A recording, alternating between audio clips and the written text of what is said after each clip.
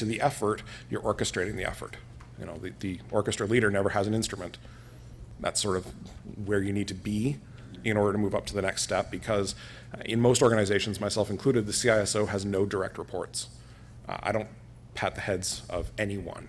I have about 400 people who work in an IT department who are indirect reports. They all have to do what I say, but I'm not responsible for them. Others? Front row. How do you deal with the political garbage that goes on in corporate?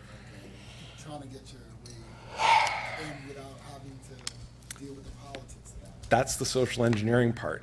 You have to deal with the politics of it, but you can deal with them on your footing, right?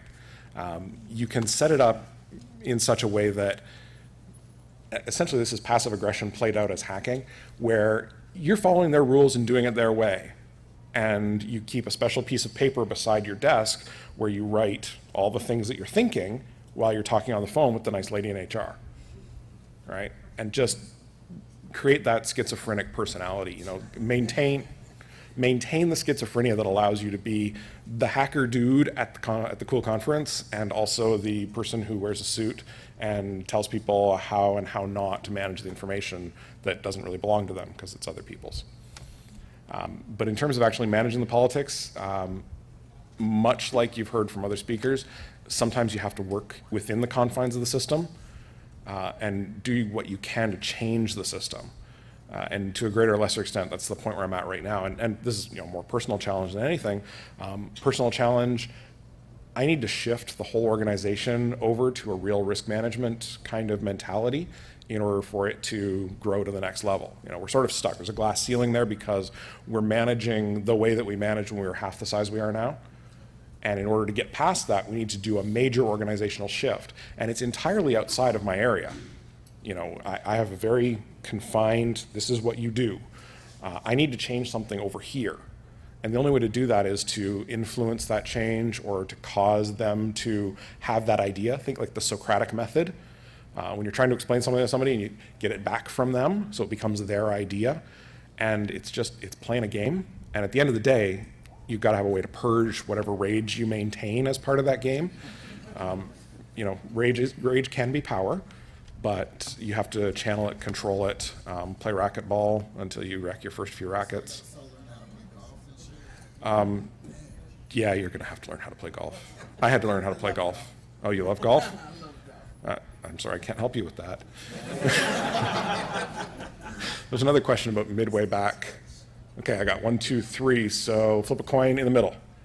I have a job where I do spend 20% of my time fixing printers and a kind of an embarrassing job title. Yes. But I also get to run 4 or 5 servers. Yes. So I'm building a great experience, but Yes. how do I market a job like that to get a first real job? Get them to change your title. I work for the city. Oh, yeah. Well, you're getting your credit in the public sector, and that might be enough right there. If it's a possibility, if you spend at least a year there, it's time to shuffle on.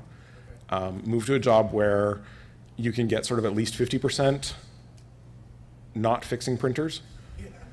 You know, it happens to everybody. Everybody have relatives. Everybody fix their relatives' computers. Everybody convert their relatives to not using Windows. Yeah. It's a struggle, but ongoing. That's really what you're facing at that point. It's time, and this is actually a negotiating leverage point that you can use early on, back when you're still between step 1 and step 2. Leverage for a better title. You know, a title that has less suck, because oftentimes the people who are looking at your resume aren't necessarily going to check what was going on, like what the real confines of your job were. But if your title sounds about right, then you're in about the right kind of place. Like if you can get a title that says something like manager IT infrastructure, there's just one person who has no direct reports, but you know, if you can get that title and that'll fly within the confines of the organization that you're with, that's a reasonable way to get to the end. That'll help. All right, we'll go this way. Yeah. How does a person generally get over the catch-22 of experience? Legitimately. Legitimately? I do stuff on my own, but Do you volunteer? not yet. You should. Okay. There's a couple different ways that you can play that out.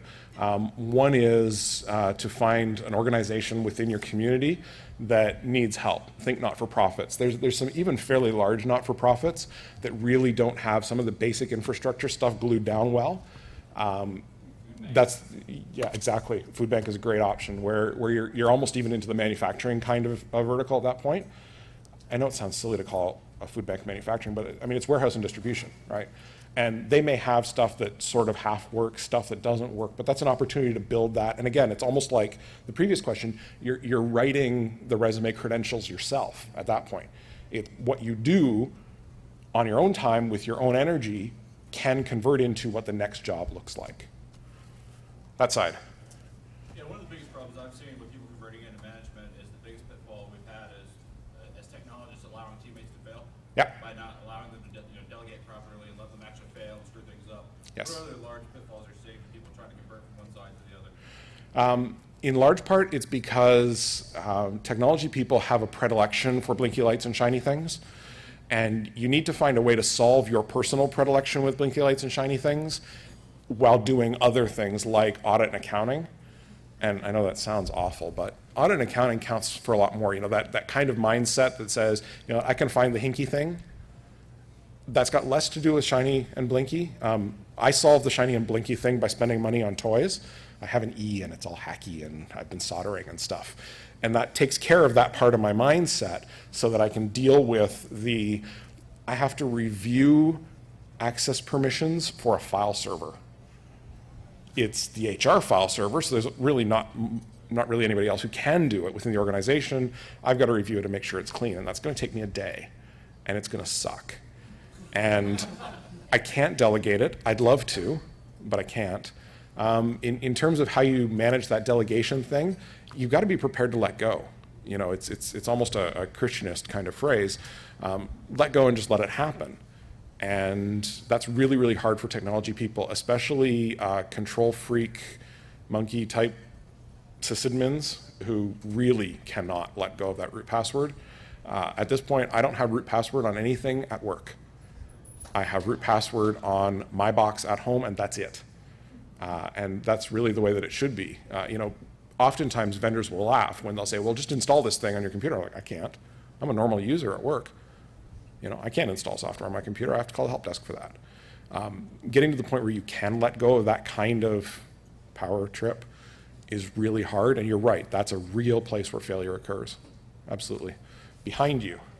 How do you recommend circumventing the HR gatekeepers? How do I recommend circumventing the HR gatekeepers?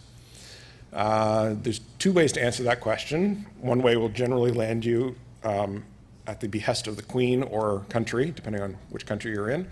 That's not a good way to get around them. The other way, sorry, first thing that comes to mind when dealing with HR. The real way to get around and not circumvent so much as sidestep the HR issues is literally to work within the confines of their rules, right? This is yet another hack. HR people are generally power mongers. They're generally people who think they're type A personalities but aren't. And they set up this Byzantine set of rules that theoretically only they understand. And I will tell you this right now, you are a better intuitive processor of rules simply by being a hacker than anything else. Find out what their rule set is and then find the friction-free path through it. There is a friction-free path. They don't want you to know that it's there. They like to keep that information to themselves, but you intuit large systems very well. It's sort of one of the classic definitional hacker things. You can intuit a very large, complex system and see how it can be flexed to your need. How would you feel if somebody got around that system and sent resumes to you directly? I would be okay with that. Unfortunately, I would have to pass them back through that system, and should I have somebody buy me a cup of coffee and explain why they think they are the next hot shot for my team, I'd be a lot more in line with that. And that goes back to the professional organizations thing. Find out who you know or who knows me. You know, probably not the case in this room, but in some rooms, I'm one or two abstractions apart from almost everybody in the room. So you may well know somebody who knows me who can get that kind of in, and that would be true of wherever you were trying to get that work. So find out who knows who, and find out a way to get on that person's agenda, even for a 15-minute conversation. Middle. Do you have any advice for managing your professional associations, like you said, not becoming a CISP? Is there any advice for actually managing that trap? It could be great today, and 5 years from now. Yeah, the best way to manage the trap really is, that's a set of politics that you don't need to be involved in. You can be an attendee or a member. You don't want to be in charge. You don't want to be pushed to be in charge. You don't need to be on the board of whatever the local information security professionals group is. You know, just attend, be a fly on the wall, pick up what you can pick up. You know, some of those sort of nods and smiles that happen when you're in the room, you're like, oh, hey, I know you. Oh, you're here too. Oh, shit. That kind of stuff. That's what I'm talking about in terms of managing that. You don't want to become a board member of one of those groups as much as they'd love you to, because that's a whole nother set of politics that you got to work with that really cuts into your leisure time. Spend your leisure time on whatever it is that turns your crank. I mean, I coach T-ball. So, you know, yeah, I know, totally non-athletic geek type coaching T-ball. Lots of fun. Spend your time wisely in other ways. How am I doing on time? Lots of time. Questions? Yeah, I got one in front and then one behind. Yeah. In the corporate world, how do you get over the negative connotations of being hacker related? Oh, this is a good one. In the corporate world, how do you get beyond the negative connotations of being hacker related?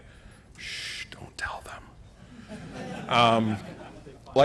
Well, yeah, they might find out. Really what you've got to do is present that there's a possibility to learn from these sorts of events. And this, for me, represents serious and significant professional accreditation. And I'll give you an example because it'll help you wrap your head around it. Like I said, I work in an FI, financial institution in FI nerd speak. They were talking about doing a rollout of contactless credit cards. And I said, okay, well, we need to look seriously about what the controls we're going to have around these risks are. And they're like, well, what are you talking about? And I said, okay, which contactless credit card? And they named one of the companies and one of the specific technologies. And I'm like, okay, that's great. That's got about 7 different ways that it's already been broken. And they said, what? And of course, the vendor had never told the upright business types, oh, by the way, 3 or 4 years ago at the other conference, we showed them hacking this from 75 feet away. You know, they're like, well, it can only be read within 4 inches of the reader. Well, no, it can only be activated within 4 inches of the reader, but it can be read from anything that can hear a radio signal from any distance up to, how far away is Voyager now? You know, this is real credential building time, right? Because if you're one of those very staid, I hate to say it, CISSP SANS types, if GIAC is one of your favorite words, you're never going to be in a position to really know and understand that. And then going back about 9 threads in the conversation, you're talking about ways to gather that credential experience. Great example, the province that I live in, oops, Gateway of the country, is currently rolling out a contactless fare system for mass transit. They're rolling it out based on the MyFare card. I had a conversation with the guy and he's like, well, it's perfectly secure and gives me all this great, obviously, vendor spiel. I said, have you had a red team look at it? Are you aware of the information that's going to be released in the fall? It was leaked last week. He said, no, I hadn't heard that before, actually. And so that's an opening for a conversation where, yeah, it's easier because I've already got a business card that looks really nice, but that's the opening for a work with your community, help your community, show them that hacker is often a misused term by the media. Hacker really means the same thing that DIY meant in 1954 in popular mechanics, right? And that's just the world that we're at again. We're the makers, we're the remakers, we're violating warranties and doing crazy things like convincing people to do things that are kind of funny. You know, classic hack, misdirect the output from church to the donut store. You ever done that? So get some of those orange cones, wear a safety vest, use one of the flashlights, people will go where you tell them. It's a hilarious hack.